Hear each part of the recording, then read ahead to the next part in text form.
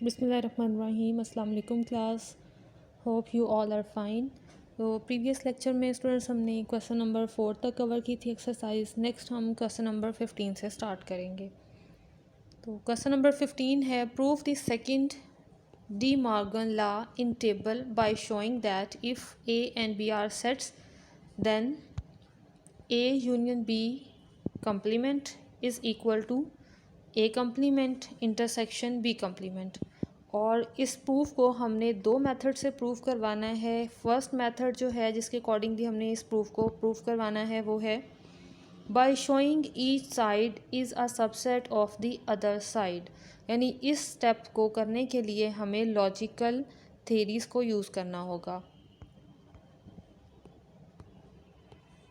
Next ये B part है, by using a membership table, यानी इसका ट्रूथ टेबल बनाते हुए हमने इसको प्रूफ करवाना है। तो करते हैं स्टार्ट इस क्वेश्चन को। फर्स्टली हम इसे ए पार्ट के अकॉर्डिंगली सॉल्व करेंगे। हमारे पास क्वेश्चन है ए यूनियन बी और ए इंटरसेक्शन बी। सबसे पहले हम एक साइड को लेंगे और ये प्रूफ करवाएंगे कि ये साइड दूसरी साइड की सबसेट बनती है।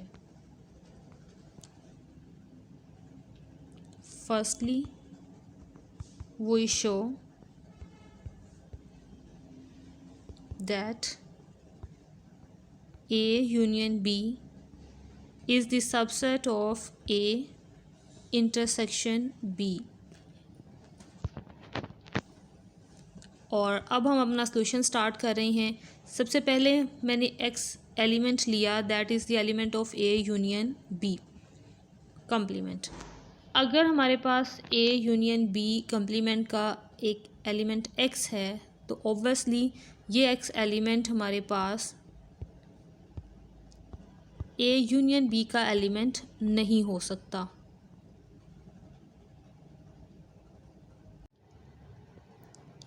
इस कंडीशन को देखते हुए अगर हम इस पे मज़ीद लॉजिकल ऑपरेशंस अप्लाई करें तो क्योंकि यूनियन केस है, यूनियन केस को अगर हम लॉजिकल ऑपरेशन के अकॉर्डिंगली चेंज करें तो ये हमारे पास और केस में आएगा। अब x जो है ये एलिमेंट नहीं है a का और x जो है ये एलिमेंट नहीं है b का, राइट। यूनियन कंडीशन को हम और केस में कन्वर्ट करते हैं। अब अगर इस स्टेटमेंट के अपोजिट स्टेटमेंट हम बनाएं, क्योंकि हमें तो एलिमेंट चाहिए x, हमें कोई ऐसा सेट चाहिए जिसका ये x एलिमेंट बन सके। तो इसके लिए हमने ये इसके टोटल अपोजिट जो है रूल अप्लाई किया, x belongs to a complement. अगर x a का एलिमेंट नहीं है तो ऑफ कोर्स ये इसके कम्प्लीमेंट का एलिमेंट ज़रूर होगा। इसी तरह यहाँ पर x अगर b का एलिमेंट नहीं है तो ये इसके कम्प्लीमेंट का एलिमेंट ज़रूर होगा। क्योंकि हम इसको टोटल कन्वर्ट कर रहे हैं इसलिए और केस जो है ये एंड में कन्वर्ट हो गया। और अब क्लास एंड केस को हम लॉजिकल ऑपरेशंस के अकॉर्डिंगली इंटरसेक्शन में कन्वर्ट करते हैं। सो ये आ गया हमारे पास ए इंटरसेक्शन बी के x जो है वो इन दोनों के इंटरसेक्शन का एक एलिमेंट है। अब स्टार्टिंग से देखें, ये x हमने एलिमेंट लिया था a यूनियन b कम्प्लीमेंट का, लेकिन ये एलिमेंट आ रहा है a complement intersection b complement. So जो फर्स्ट वाला हमारे पास सेट है ये सेकंड सेट का सबसेट बन जाएगा और यहीं से हमारा ये फर्स्ट प्रूफ हो गया। अब हमने सेकेंडली प्रूफ करना है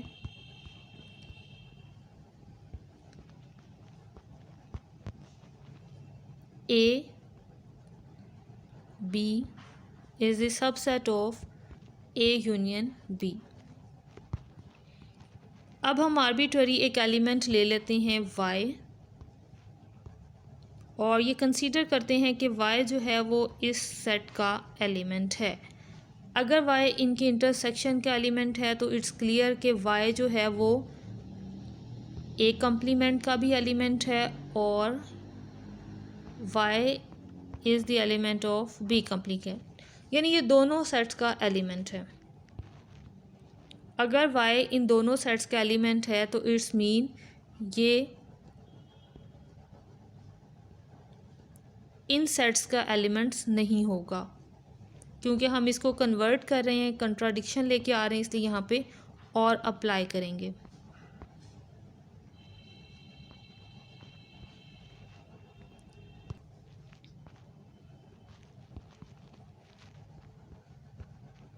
क्लास यहाँ पर ये y जो है हमने ये लिखा कि ये ए का एलिमेंट नहीं है और y is not the element of b, यानी ये हो सकता है कि ए का एलिमेंट ना हो और b का एलिमेंट हो, या फिर कंडीशन ये भी बन सकती है कि ये b का एलिमेंट हो और a का एलिमेंट ना हो।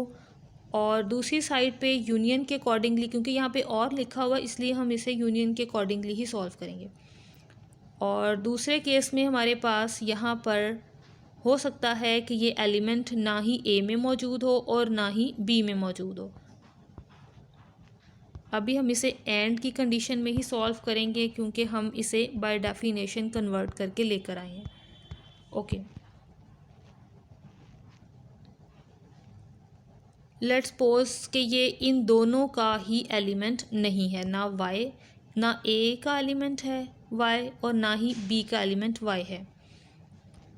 तो क्लियर ये इनकी यूनियन का भी एलिमेंट नहीं होगा।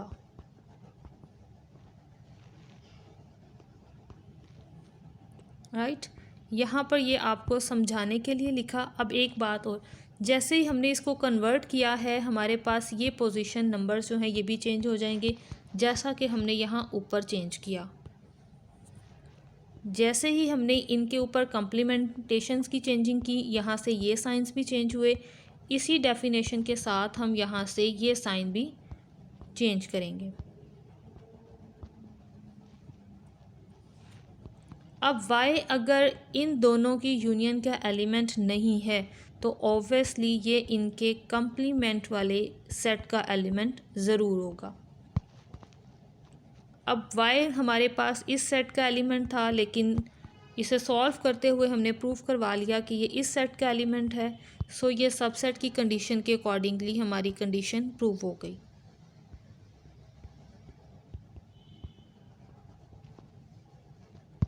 अब हमारे पास ये दो केसेस आ गए, ये कंडीशन 1 और ये कंडीशन 2। अगर कोई से दो सबसेट्स को हम इस तरह से शो करवा दें, सबसेट्स कह लें या सेट्स कह लें, अगर हम किसी भी दो सेट्स को इस कंडीशन के अकॉर्डिंगली लिख लें तो इट्स मीन वो दोनों सेट्स इक्वल होंगे। So from 1 and 2 A union B complement is equal to this. और ये हमारा फर्स्ट टाइप से क्वेश्चन कंप्लीट। अब हम इसे लॉजिकल टेबल के अकॉर्डिंगली सॉल्व करेंगे। A और B ये टू सेट्स हैं हमारे पास, हम इसके अकॉर्डिंगली अपना टेबल अरेंज करेंगे। अब ये हमारे पास सेट्स हैं A, B और यहाँ पर ये इनके कॉम्प्लीमेंट्स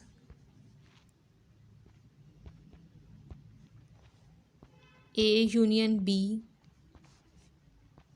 A इंटरसेक्शन B। और इसके अकॉर्डिंगली चाहे तो ट्रू फॉल्स कंडीशंस को यूज़ कर लें, चाहे 1 और 0 की नोटेशन को यूज़ कर लें।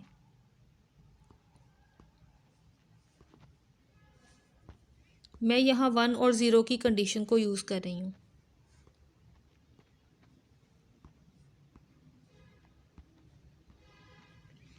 अब नॉट केस बनाना है, यानी कंप्लीमेंट।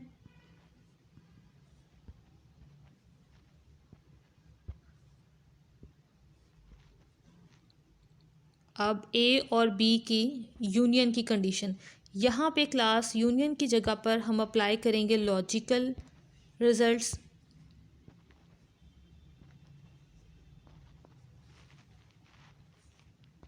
और सेम यहाँ पर भी इसे लॉजिकल ऑपरेशन में चेंज करेंगे।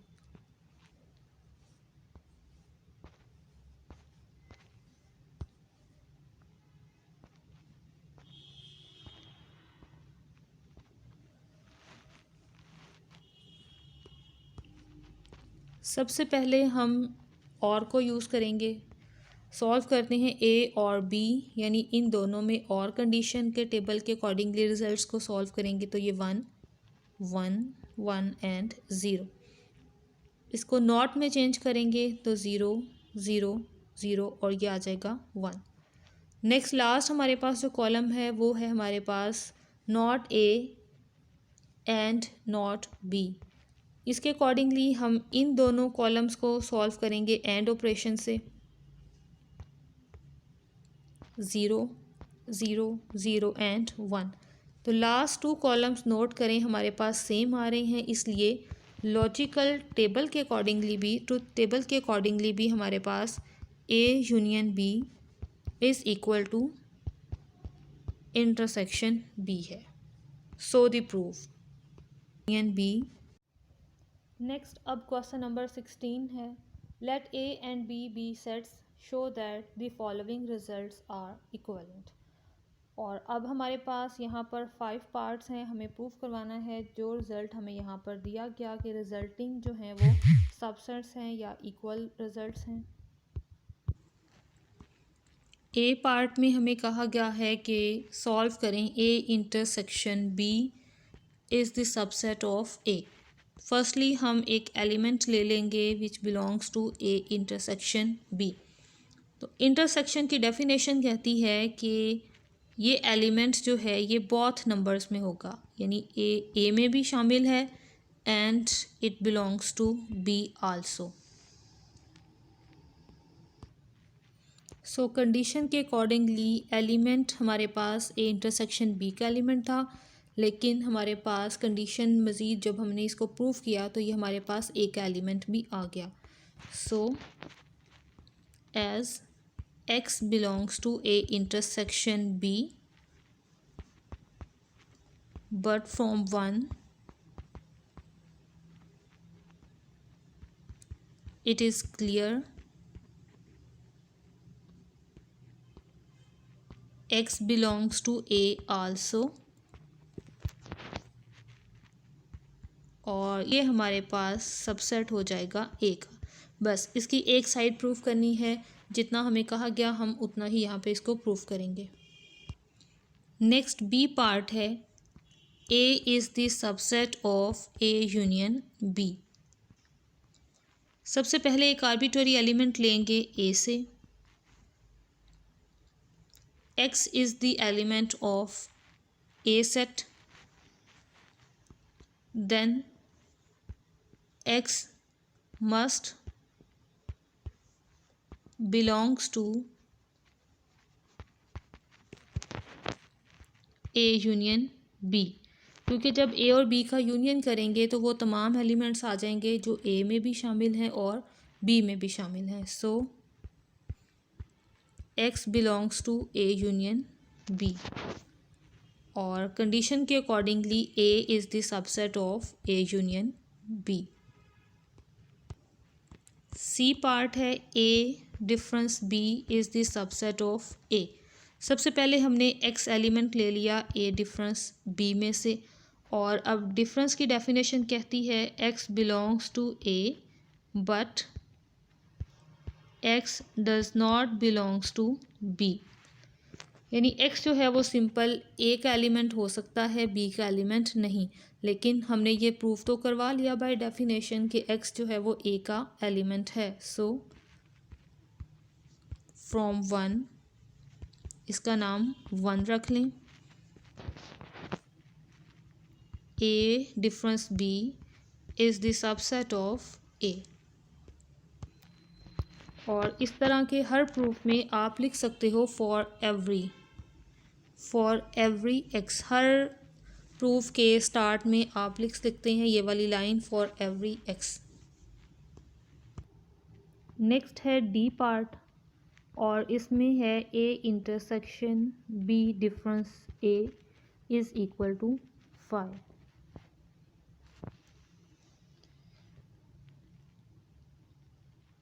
सबसे पहले हम इसको लेट करते हैं कि ये कंडीशन जो है ये हमारे पास नॉट इक्वल टू 5 है, और कोई एलिमेंट है जो इस सेट का हिस्सा है।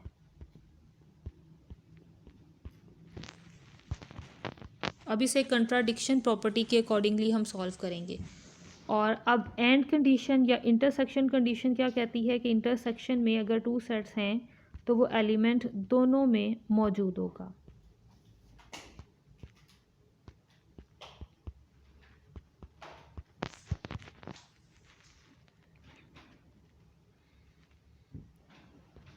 इस कंडीशन के अकॉर्डिंगली हम कह सकते हैं कि x ए का एलिमेंट है।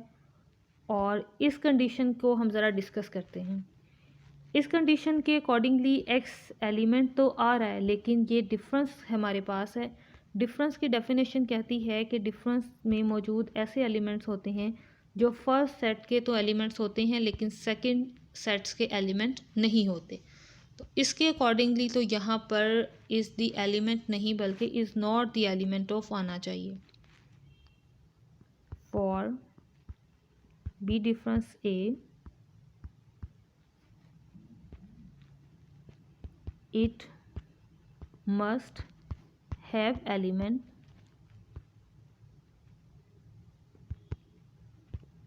which belongs to B but not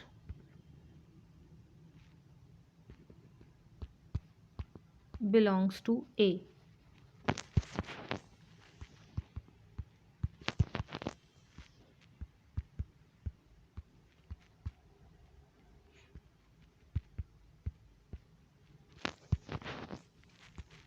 So, contradiction implies A intersection B difference A is equal to phi. Contradiction है, इसलिए हमने कहा कि जिस कंडीशन के अकॉर्डिंगली हमें फाई दिया गया था रिज़ल्ट, वही ट्रू रिज़ल्ट है।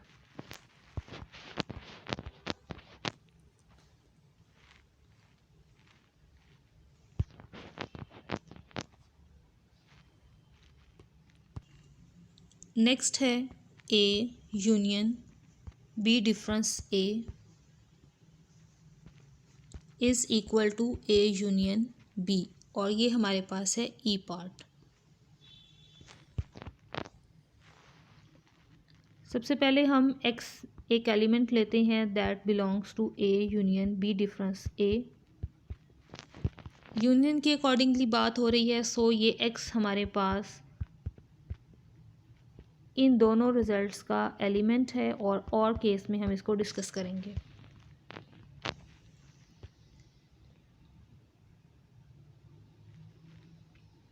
Class x at a time हमारे पास a का एलिमेंट भी है और यहाँ पर इसके डिफरेंस का एलिमेंट भी है।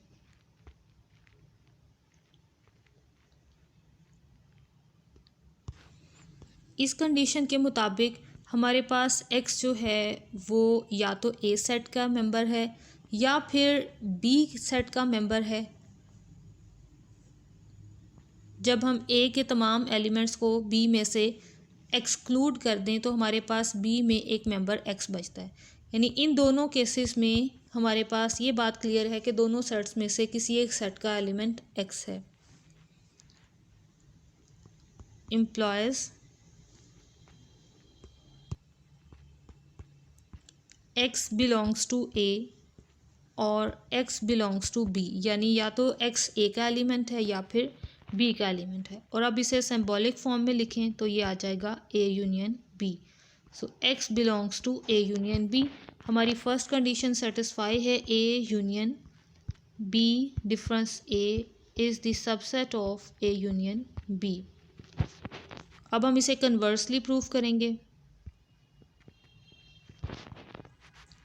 हमने ये लेट किया for every x is the element of A union B implies x belongs to A और x belongs to B।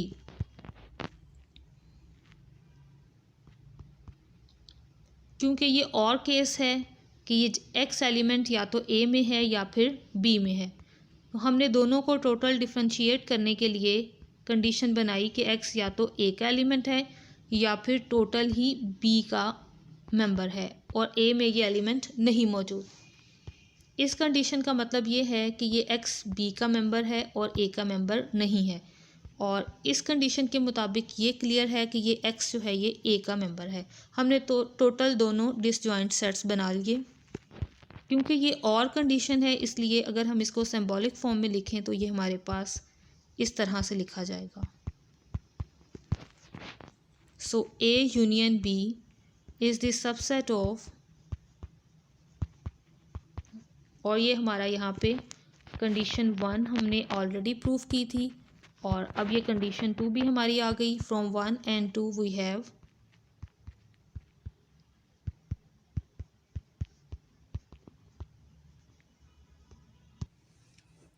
Next question number 19 है, show that if A and B are sets then the prove A and B. Class ये दोनों parts आप चाहे तो truth table से कर लीजिएगा, चाहे लॉजिकल ऑपरेशन से, ठीक है, इसमें आपकी चॉइस है। क्वेश्चन नंबर 20 में है, show that if A and B are sets with A is the subset of B, then proof A and B result. तो स्टार्ट करते हैं हम इस प्रूफ को। ए पार्ट में है A union B is equal to B. Solution start करते हैं। For every x belongs to A union B, and it is given that A is the subset of B.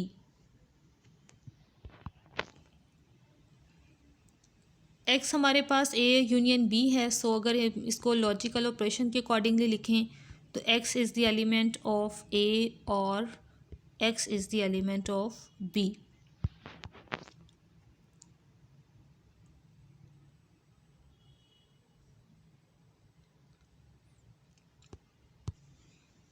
Now if, यानी अब और case में है, यानी x अब A का मेंबर है या फिर x जो है ये B का मेंबर है, राइट, या हो सकता है ये इन दोनों का मेंबर हो। तो हम इन तीनों केसेस को यहाँ पर डिस्कस करेंगे।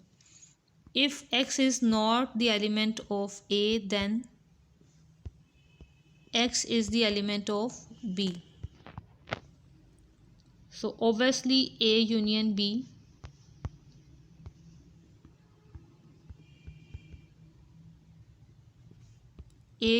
B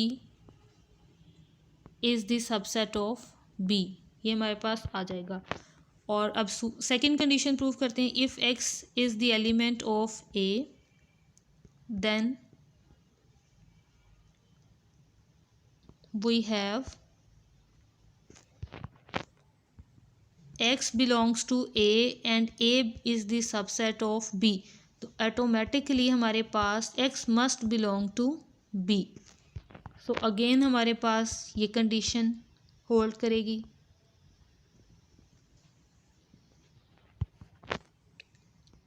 और third condition, if x belongs to A और also x belongs to B, यानी दोनों में शामिल हो, तब भी ऑब्वियसली हमारे पास ये कंडीशन प्रूव है कि ये हमारे पास ऑब्वियसली फिर B में शामिल होगी, और ये कंडीशन भी होल्ड करेगी।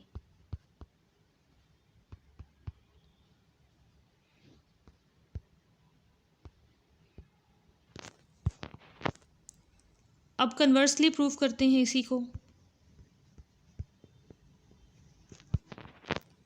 अगर x बिलोंग कर रहा है B सेट को, यहाँ पे लाइन लिख लें, for every x belongs to B, then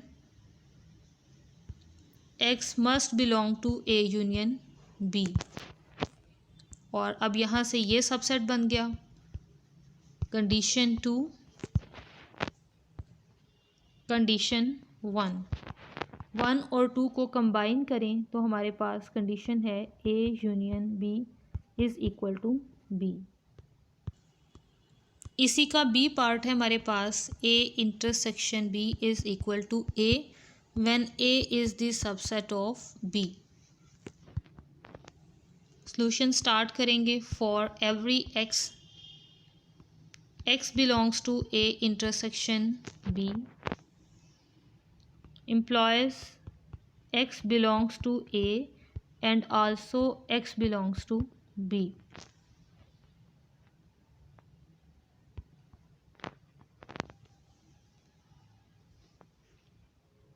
it is given A is the subset of B.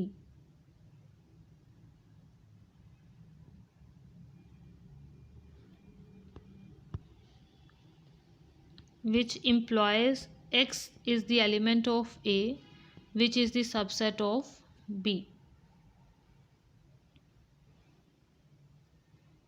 तो हो सकता है X सिर्फ A का एलिमेंट है यहाँ पर, और इसी एलिमेंट की इस कंडीशन की वजह से ये हमारे पास B का भी एक एलिमेंट है। यानी हर वो X जो A का एलिमेंट होगा, सबसेट होने की कंडीशन की वजह से वो B का एलिमेंट भी ज़रूर होगा।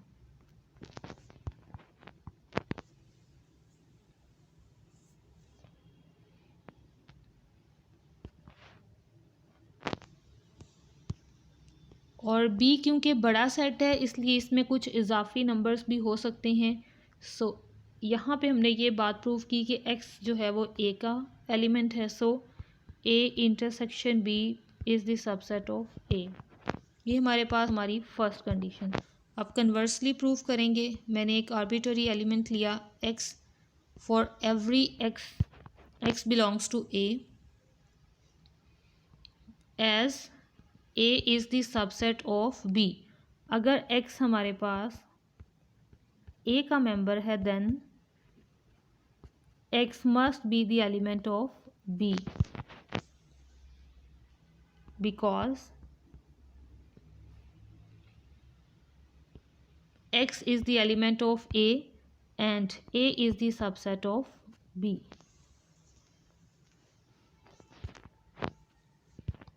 So इस कंडीशन के अकॉर्डिंगली हमारे पास रिजल्ट ये आ गया, X is the element of A and also X is the element of B because of this condition. अब एंड कंडीशन को हम इंटरसेक्शन में चेंज कर देंगे। सो A is the subset of A intersection B. That is the second condition. 1 और 2 दोनों prove हो गए। So from 1 and 2 we can say A intersection B is equal to A. So from 1 and next हमारे पास ये definition है symmetric difference की। The symmetric difference of A and B denoted by this is the set containing those elements in either A or B but not in both A and B।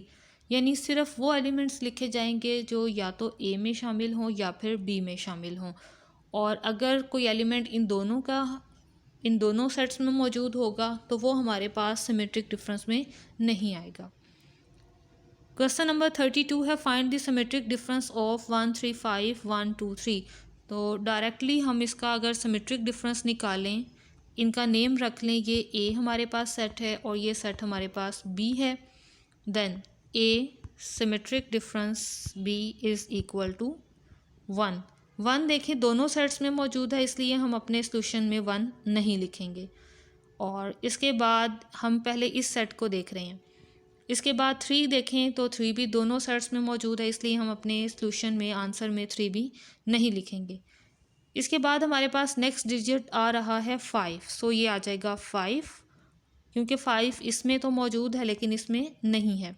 अब इस set की बारी और इसके accordingly check करते हैं। 1 शामिल है, 2 इसमें नहीं है, 3 इसमें है, सो 3 यहाँ पे नहीं लिखेंगे, ये 2 यहाँ पर आ गया। ये 2 नंबर्स आ गए।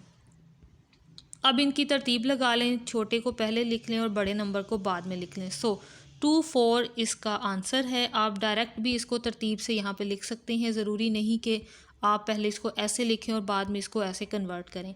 अगर आप डायरेक्टली इसको तरतीब में लिख सकते हैं तो आप इसको डायरेक्टली लिख लें। नेक्स्ट क्वेश्चन है 52। Suppose that the universal set is universal 1 2 3 4 5 6 up to 10। Express each of these sets with bit strings where the ith bit in the string is 1 and if I is in the set and 0 otherwise। Right, यानी corresponding entry के लिए हमने 1 use करना है और जो entry नहीं होगी उसकी जगह पर 0। तो फर्स्टली हमारे पास सेट है 3 4 5। यूनिवर्सल सेट हमें गिवन है 1 2 3 और ये हमारे पास है 10 तक। और रिजल्टिंग हमारे पास सेट है 3 4 5। इसके लिए बिट स्ट्रिंग का आंसर होगा, नोट करें यहाँ पे 1 लिखा हुआ है लेकिन इस सेट में 1 नहीं है, सो 1 की जगह पर 0, 2 भी नहीं है, 2 की जगह पर भी 0, 3 है, 3 की जगह पर 1, 4 की जगह पर 1, 5 भी 1। बाकी तमाम डिजिट्स हमारे पार्ट में मिसिंग है, सो उनकी जगह पर हम ये 0 अप्लाई कर देंगे। और ये बस, ये हमारे पास आंसर है ए पार्ट का। इसके बाद बी पार्ट का आंसर बनाएं तो ये हमारे पास आ जाएगा 0, 1 तो है, सॉरी यहाँ से स्टार्ट करती हूँ मैं। 1 है, 1 की जगह पर 1, 2 नहीं है, 2 की जगह पर 0, 3 की जगह पर 1, 4 और ये 5, 6, 7, 8, 9 और ये 10 की जगह पर भी 1। सो ये हमारे पास इसका फाइनल आंसर होगा। सी पार्ट का आंसर हम डिज़ाइन करें तो ये हमारे पास आएगा 0, 2 की जगह पर 1, 1, 1, 5 की जगह पर 0, 6 की जगह पर 0, 7, 8 और ये आ गया 9 और ये हमारे पास इसका फाइनल आंसर। ओके क्लास, इस एक्सरसाइज से हमने यही कवर करना था। इंशाल्लाह आप नेक्स्ट एक्सरसाइज को स्टार्ट करेंगे। तब तक के लिए अल्लाह हाफिज़, स्टे ब्लेस्ड, दुआओं में याद रखिएगा।